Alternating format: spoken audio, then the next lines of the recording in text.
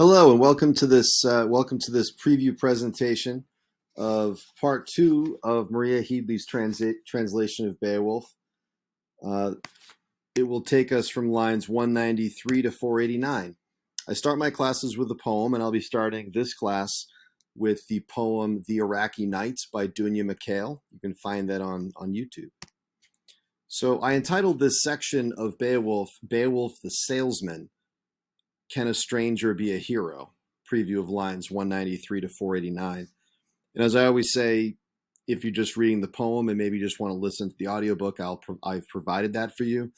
These preview videos aren't meant to tell you necessarily a specific interpretation of the poem, but maybe more importantly to prepare you to read these lines in a way that you'll feel sort of grounded, centered, and understand what's going on.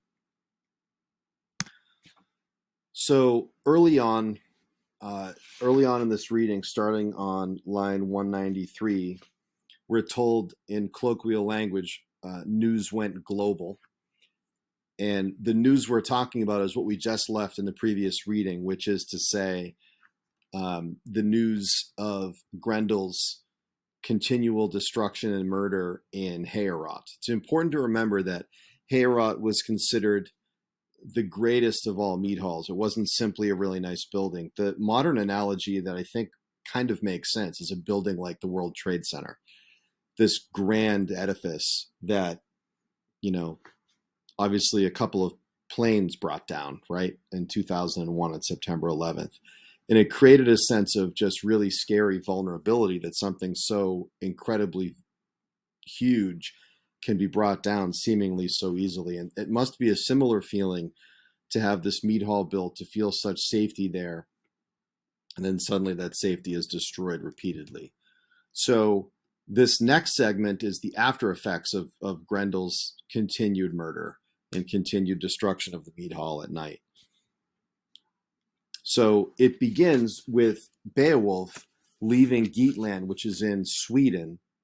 News, not the internet, news has reached this other country and it's gotten to Sweden, and Beowulf as a young warrior responds.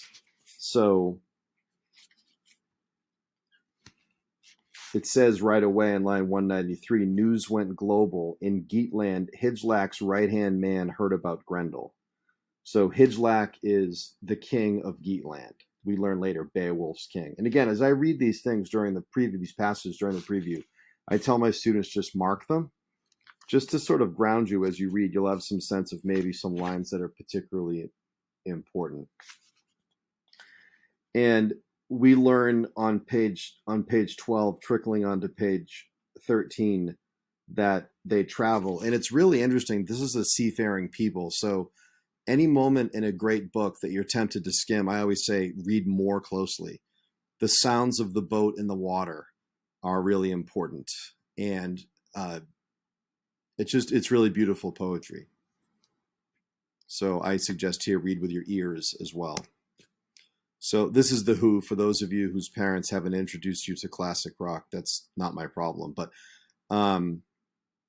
there's this really interesting kind of first real meeting we have with Beowulf. And Beowulf and a handful of his best men from Geatland land on the Danish coast on the beach.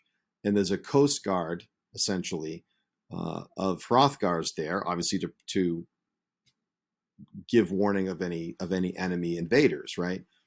So this is really, really interesting. And I want to point out that we don't meet Beowulf as a fighter. We meet Beowulf as a speaker first. So if you go to line 228, which is near the top of page 13, we have the Scyldings watchman, the Coast Guard, right? The Danish Coast Guard there. And he clearly is scared, because his speech that begins on 236 is, "How dare you come to Denmark costumed for war, chainmail and swords." He says in line 243, I'm a 241. "I'm a watcher of these waters, have been for years, and it's my duty to scan the sea for shield-bearing dangers. I've never seen any force come so confidently over swells, certain of welcome, no welcome won." So the first impression Beowulf and his men give to the Danish guard is that they're confident, experienced, and peculiarly scary. So that's just their physical first impression. And we get Beowulf's response starting in line 257. Their leader unlocked his word hoard. I kind of love that. And by the way, this conversation, it might be good if you're teaching this to play some loud ocean sounds in the classroom and force students to read over the ocean sounds to give a sort of authentic flavor. If you ever are near the ocean and let's say you're 100 feet apart from someone on the beach and you try to call to them and the waves are crashing in, you have to really yell. And I think that would just give a really authentic sense of the strength of these speakers, right? So the first impressions of Beowulf are how he talks. So go to line 257. And, their leader unlocked his word hoard. He was the senior soldier, so he spat certainty. We know this is Beowulf, but he's not named yet. Here's what he leads with. He doesn't lead with, I'm Beowulf, here's what I've done. He says, we are Geats, born and bred, bound to Hijlak. So I want to go over a handful of things we learn about Beowulf, and I've gone over some of them already. Starting from 240 to 249, I made mention that physically, Beowulf specifically and his men are incredibly imposing to strangers. So that's kind of a first impression we get, that just these people in a physical space would scare you. Ethnically, starting on 259, when Beowulf speaks and Beowulf introduces himself, he first begins with where he's from. And he's from this area, Geatland. And that's important. He immediately connects himself with his greater community. He doesn't act sort of on his own as a rogue performer. 260, we are the Geats, born and bred, bound to Hijlak. My father was Ecgtheow. No doubt you've heard of him. He was famous. So Beowulf isn't his king's son. He's not like the prince of Geatland, but he's from a line of famous people, right? So he's not a nobody who's risen the ranks. So that's important. We know where he is. We know who he is sort of physically. We know where he's from, and we know who he's connected to biologically. And then I think really interestingly, and this is where Beowulf to me connects to the Odyssey in a really interesting way, that Odysseus sure is a warrior, but he's known for metis, his cleverness, his ability to wiggle out of situations, usually with word cleverness.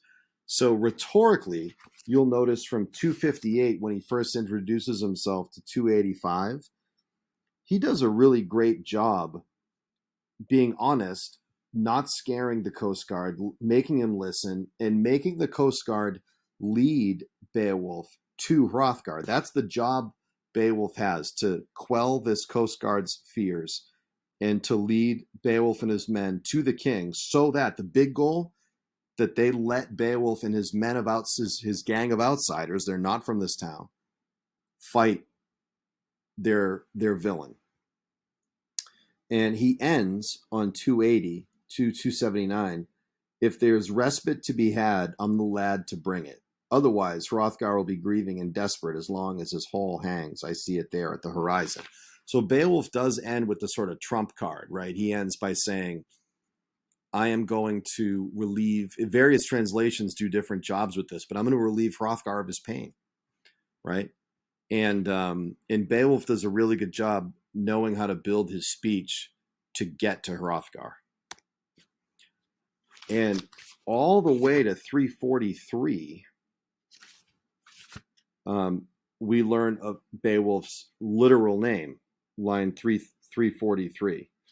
And in the text, it's Beowulf's my name. It's the last line on page 37. And in the Anglo-Saxon, it's all cognates, Beowulf is me nama. I just think it's interesting that offering his name is not the most important thing he has to do. So when we think about who Beowulf is, he obviously is a man with the grip of 30 in each hand, 30 men in each hand. He obviously is someone, as we learn over time, has fought monsters and has entered competitions and is incredibly, known for his incredible strength. But I just want to point out there's other things about him as we meet him here before he even fights that I think we need to discuss. If you go to 405, and I mentioned this in one of my preview videos, the 10 terms as an introduction to Anglo-Saxon literature and to Beowulf, Beot is one of them. A lot of times this is translated as boast, but boast has a negative connotation in English. A better translation to our ears is the word vow, V-O-W, which is more a promise. And in this day and age, men would give a beot saying, this is what I'm going to do in battle, who I'm going to kill, how I'm going to behave.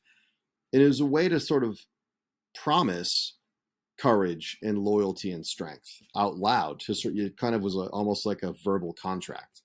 So Beowulf knows to do this, and it starts on line 405.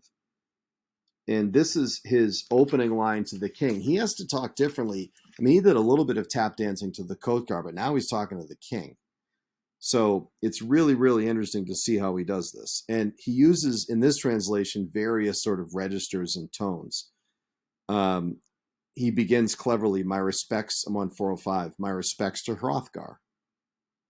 I'm a kinsman of Hygelac.